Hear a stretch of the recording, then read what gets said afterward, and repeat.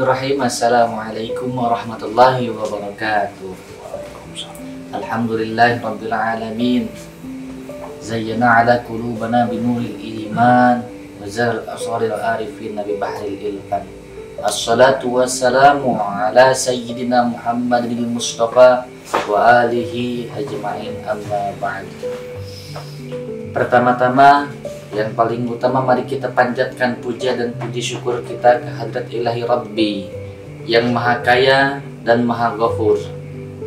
Dan tak lupa sholawat besertakan salam kita curah limpahkan kepada baginda alam Nabi Muhammad SAW, kepada keluarganya, sahabatnya, dan kepada kita selaku umatnya. Amin amin ya rabbal alamin.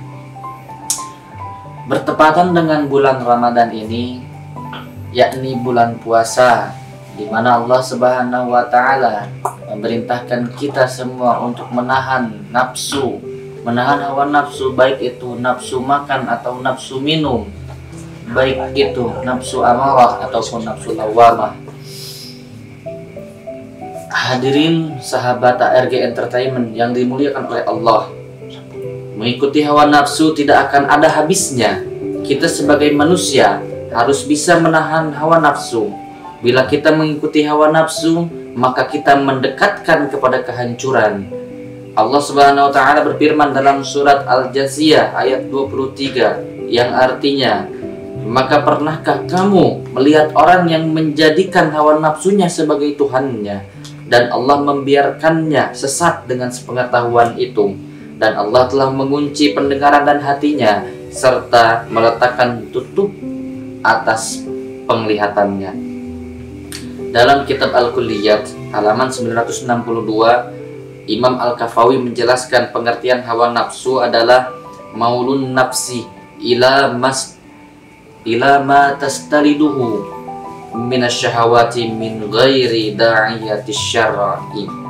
Kecenderungan diri kepada kenikmatan syahwat yang tidak dilegalkan oleh syariat Islam. Maka di bulan suci ini alangkah baiknya apabila kita dapat mengendalikan hawa nafsu kita semua. Syekh Nawawi dalam kitabnya yang bernama Qatlul Ghais mengutarakan bahwa nafsu itu ada 7 tingkatan yang berlaku secara hierarkis. Pertama, nafsu amarah, yakni nafsu yang paling dominan untuk memerintahkan melakukan kejahatan. Allah Subhanahu wa Ta'ala menegaskan, dan aku tidak membebaskan dari kesalahan, karena sesungguhnya nafsu itu selalu menyuruh kepada kejahatan, kecuali nafsu yang diberi rahmat oleh Tuhanku. Quran surat Yusuf ayat 53. Nafsu amarah, kata Syekh Imam Nawawi, tempatnya ada di dada, tandanya kikir, tamak, dengki, bodoh, syahwat, dan amarah. Yang kedua adalah nafsu lawamah. Nafsu lawamah tempatnya di hati, tandanya suka mencela, bersenang-senang, menipu, bangga diri, suka gosip, ria, zalim, bohong, dan lalai. Allah berfirman, dan aku bersumpah dengan jiwa yang amat menyesali dirinya sendiri. Quran surat Al-Qiyamah ayat 2.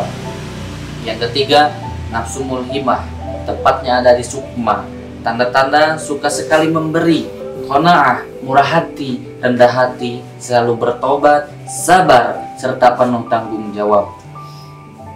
Keempat, nafsu mutmainnah. Apa itu nafsu mutmainnah dan tempatnya di mana? Tempatnya ada di hati nurani. Tanda-tanda manusia yang memiliki nafsu ini adalah pemurah, tawakal, rajin beribadah, penuh syukur, rela, dan merasa takut kepada Allah. Tentang nafsu ini Allah berfirman, wahai jiwa yang tenang, kembalilah kepada Tuhanmu dengan hati yang puas lagi diridhoinya, maka masuklah ke dalam jamaah hamba-hambaku dan masuklah ke dalam surgaku. Quran surat Al-Fajr ayat 27 hingga 30. Kelima, nafsu radiyah, nafsu ini bertempat pada bagian dalam nurani atau ada pada jantung. Tanda-tandanya orang yang memiliki hawa nafsu ini ialah orang yang berbudi luhur, juhud, ikhlas, apik atau wara, melatih diri dengan ibadah dan kesulitan, dan selalu menepati janji. Yang keenam, menurut Syekh Imam Nawawi ialah nafsu mardiyah. Apa itu nafsu mardiyah? Nafsu mardiyah tempatnya adalah di bagian yang paling tersembunyi ke arah tengah dada. Tanda orang yang memiliki nafsu ini adalah berakhlak mulia, hanya mendedikasikan dirinya untuk Allah, lembut kepada semua makhluk, selalu berbuat kebaikan dan perbaikan, memaafkan segala kesalahan apapun dan kepada siapapun, penuh cinta dan condong memberi arah dan petunjuk seperti yang dikehendaki Allah Subhanahu wa taala. Yang terakhir adalah nafsu kamilah atau nafsu yang sempurna. Tempatnya ada pada bagian yang lebih tersembunyi di tengah dada. Tanda pemilik nafsu ini adalah ilmu yaqin. Orang yang memiliki keyakinan berdasar ilmu.